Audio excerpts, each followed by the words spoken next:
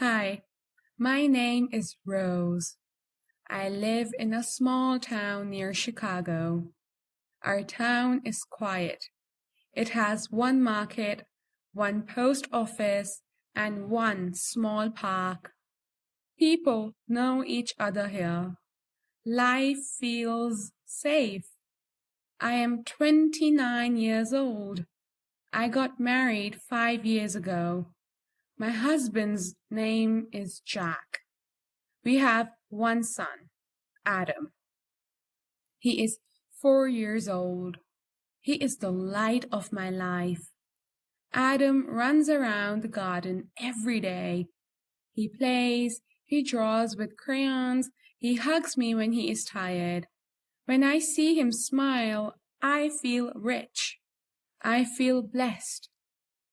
Jack is 32 years old. He is tall, strong, and kind. He is loyal. He works hard. He always says, "Rose, I may not give you gold, but I will always give you love." And that was enough for me. We live in a small house. It has 2 rooms and a little garden. The paint is old, the walls are thin, but inside there is love.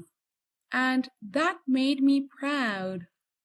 My friends often say to me, "Rose, you are lucky. You don't have to work. Jack provides for you. You have a husband, a child, and a home. You are living a dream." I was even the first among my friends to marry. They admired me. They said, "We wish we had a life like yours." And I smiled because, yes, from the outside, my life looked perfect. But what my friends didn't know was the truth. They didn't know that I was suffering too. Not with money, not with food, but with silence. For the last few months, Jack has been distant. He comes home late. He looks tired. He avoids my eyes. I ask him, "Jack, is something wrong?" He says, "No, Rose, I am just tired." But I know he is lying. I can feel it in his voice. I can see it in his eyes. Something is wrong, and he is hiding it from me. That is what hurts me most. I am his wife. I am his partner. But he keeps his pain inside. I am angry, not because he is weak, but because he does not trust me with the truth. One morning, while Adam was playing in the garden, I was cooking in the kitchen. Suddenly, there was a knock on the door. I opened it. A tall man stood there. He wore a black coat. His face was hard, serious. "Is Jack here?" he asked. "No, he is at work," I answered. The man gave me a folded paper.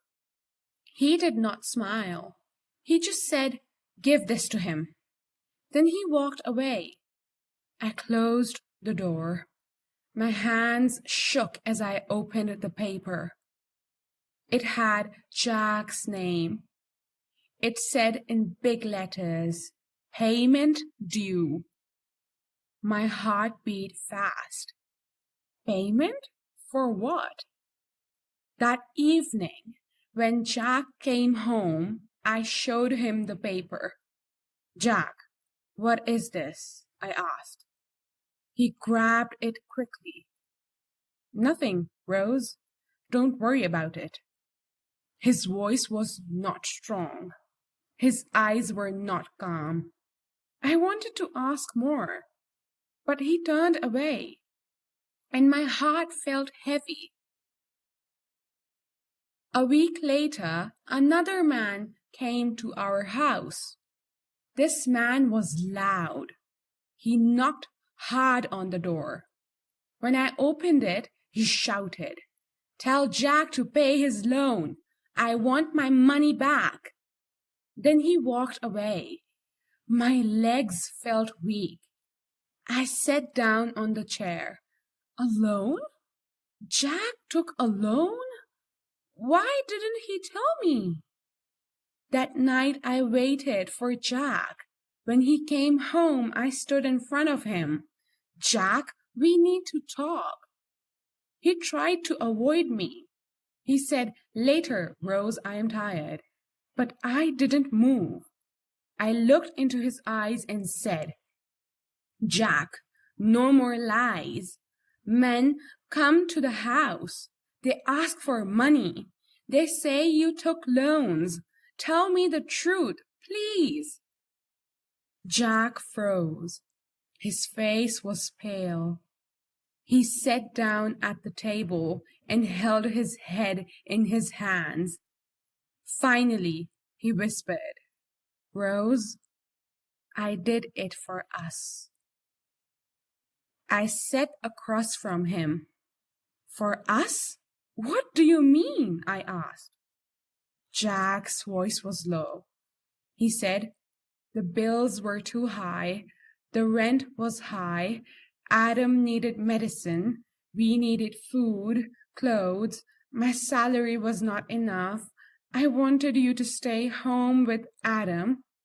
I wanted you to have peace, so I took loans. I thought I could pay them back, but the loans grew, the debt grew, and now I cannot stop it." Tears filled my eyes. "Jack, why didn't you tell me?" I whispered. "We are a family. We share everything. I could have worked. We could have faced this together." Jack shook his head. "I was ashamed," he said. "I wanted to be strong. I wanted to be a good husband, but I failed." I stood up. My heart was burning. My hands were shaking. "Jack," I shouted, "you are my husband. I am your wife. We are one. But you carried this pain alone? You hid this from me? Do you not see? This is not love. Love is not hiding. Love is sharing." Jack's eyes filled with tears. He reached for my hand. "Forgive me, Rose," he said. But I pulled my hand away. "I am angry, Jack," I said. "I am angry not because of the loans, not because of the money, but because you thought I was weak, because you thought I could not help you, because you forgot that I am your partner." The room was silent. Only the sound of Adam's soft breathing came from the other room. My heart was heavy. My eyes were wet. That night I could not sleep. I looked at Adam. He was small, innocent, and safe in his dreams. He needed us. I looked at Jack. He was broken, tired, ashamed, but he was still my husband. He was still loyal. In the morning, I made a choice. I sat with Jack and said, "Listen to me. I am angry, but I will not leave you. We will face this together. We will pay the loans together. I will work again. We will fight as a family." For the first time in many months, Jack smiled. It was small, tired, but real. "Thank you, Rose," he whispered. I took his hand. This time, I said, "No more secrets, no more hiding. We share everything."